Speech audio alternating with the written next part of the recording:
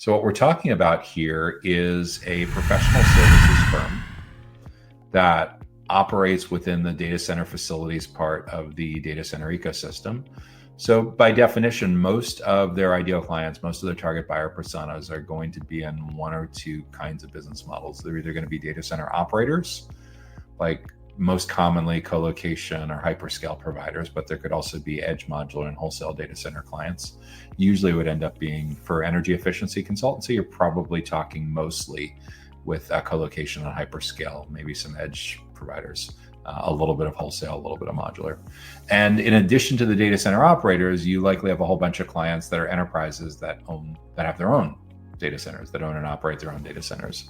So if there's two broad categories, data center operators and enterprises that have their own data centers, we have a pretty good idea of how we're going to define our ideal client profile. Energy efficiency, by definition, is relatively difficult to do long distance. You're almost certainly going to need some site visits.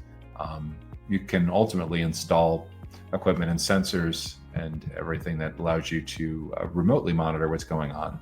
But by definition, at least initially and on some kind of regular basis, you're likely going to need to do site visits. So the geographic part of your ideal client profile is going to more than likely be shaped by where you have geographic coverage, by where your employees, by where your contractors, by where your channel partners are located, where you can cost effectively deliver these energy efficiency professional services, energy efficiency consultant services. In addition to that, you'll likely know, based on your minimum levels of engagement and your team's capabilities, how big or small your best clients are. Depending on what your project minimums are, you may decide, for example, that a client needs to have, at least 200 employees or at least 500 employees or something like that in order to be able to afford your minimums.